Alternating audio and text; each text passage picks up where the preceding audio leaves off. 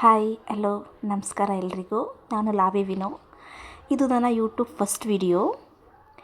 ಏನಾದರೂ ಮಿಸ್ಟೇಕ್ ಆಗಿದ್ದರೆ ದಯವಿಟ್ಟು ಕ್ಷಮಿಸಿ. ಇವತ್ತು ನಾವು ಒಂದು ಟೆಂಪಲ್ಗೆ ಹೋಗ್ತಾ ಇದ್ದೀವಿ. ಸೊ ನಮ್ಮ ಜರ್ನಿ ನೈಸ್ ರೋಡಿಂದ ಸ್ಟಾರ್ಟ್ ಆಗಿದೆ. ನನ್ನ ಹಸ್ಬೆಂಡ್ ಹೇಳಿದ್ರು ಸ್ವಲ್ಪ ಬೇಗ ಮನೆ ಬಿಡೋಣ ಅಂತ, ಆದರೆ ನಾನೇ ಸ್ವಲ್ಪ ತಡ ಮಾಡಿದೆ.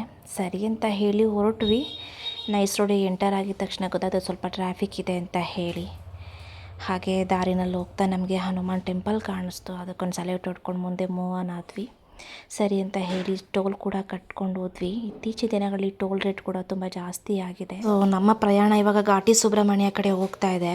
ಈ ಟೆಂಪಲ್ ಇರೋದು ಬೆಂಗಳೂರು ಗ್ರಾಮಾಂತರ ಜಿಲ್ಲೆ ದೊಡ್ಡಬಳ್ಳಾಪುರ ತಾಲೂಕು. ಬೆಂಗಳೂರಿಂದ ಅರೌಂಡ್ 60 ಕಿಲೋಮೀಟರ್ ದೂರದಲ್ಲಿದೆ.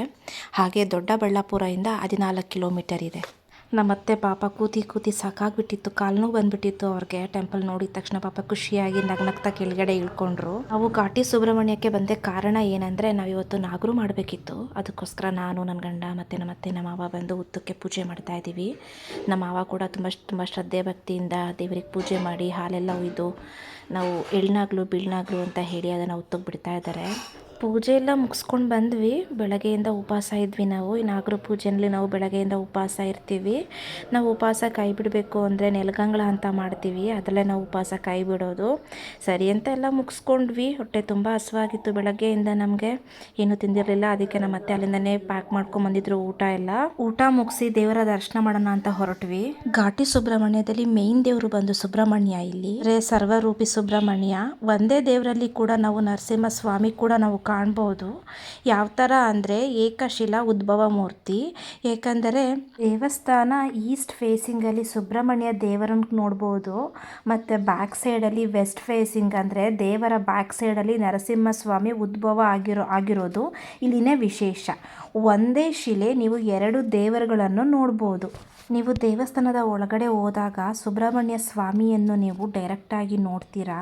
ಆದರೆ ನರಸಿಂಹ ಸ್ವಾಮಿನ ನೋಡಬೇಕು ಅಂದರೆ ದೇವರ ಗರ್ಭಗುಡಿ ಒಳಗಡೆ ಮಿರರ್ ಇರುತ್ತೆ. ನೀವು ಮಿರರಿಂದ ನೀವು ನರಸಿಂಹ ಸ್ವಾಮಿನ ಕಾಣ್ಬೋದು. ಅದು ಇಲ್ಲಿನ ವಿಶೇಷ. ದೇವರ ದರ್ಶನ ಮುಗಿಸ್ಕೊಂಡು ನಾವು ಬ್ಯಾಂಗ್ಳೂರಿಗೆ ಹೊರಟ್ವಿ. ತುಂಬ ಖುಷಿ ಆಯಿತು. ತುಂಬ ಶಕ್ತಿ ಇರೋ ದೇವಸ್ಥಾನ. ತುಂಬ ಟೈಮ್ ಸ್ಪೆಂಡ್ ಮಾಡಿದ್ವಿ ಇಲ್ಲಿ. ನಾನು ಕೂಡ ಫಸ್ಟ್ ಟೈಮ್ ಈ ದೇವಸ್ಥಾನಕ್ಕೆ ಬರ್ತಾ ಇರೋದು. ತುಂಬ ಖುಷಿ ಆಯಿತು. ಯಾರೆಲ್ಲ ಈ ದೇವಸ್ಥಾನಕ್ಕೆ ಬಂದಿಲ್ಲ ಒಂದ್ಸಲಿ ಬಂದು ವಿಸಿಟ್ ಮಾಡೋಗಿ, ತುಂಬ ಖುಷಿ ಆಗುತ್ತೆ. ಆ್ಯಂಡ್ ಯಾರೆಲ್ಲ ನನ್ನ ವಿಡಿಯೋ ನೋಡ್ತಾ ಇದ್ದೀರಾ ಎಲ್ರಿಗೂ ತುಂಬ ಧನ್ಯವಾದಗಳು. ಇನ್ನು ಯಾರೆಲ್ಲ ನನ್ನ ಚಾನಲ್ಗೆ ಸಬ್ಸ್ಕ್ರೈಬ್ ಆಗಿಲ್ಲ ದಯವಿಟ್ಟು ಸಬ್ಸ್ಕ್ರೈಬ್ ಆಗಿ. ಅಲ್ಲೇ ಪಕ್ಕದಲ್ಲಿರೋ ಒಂದು ಬೆಲ್ ಐಕಾನ್ಗೆ ಒಂದು ಕ್ಲಿಕ್ ಮಾಡಿ. ಹೀಗೆ ನಿಮ್ಮ ಸಪೋರ್ಟ್ ಯಾವಾಗಲೂ ನನಗಿರಬೇಕು. ಸೊ ಯಾವುದೇ ಹೊಸ ವಿಡಿಯೋ ಅಪ್ಲೋಡ್ ಮಾಡಿದ್ರು ಕೂಡ ನಿಮಗೆ ನೋಟಿಫಿಕೇಷನ್ ಬರುತ್ತೆ ಅಂತ ಹೇಳ್ತಾ ಇಲ್ಲಿಗೆ ನನ್ನ ಈ ವಿಡಿಯೋನ ಎಂಡ್ ಮಾಡ್ತಾ ಇದ್ದೀನಿ. ಥ್ಯಾಂಕ್ ಯು ಸೋ ಮಚ್ ನನ್ನ ವಿಡಿಯೋ ನೋಡ್ತಿರೋದಕ್ಕೆ.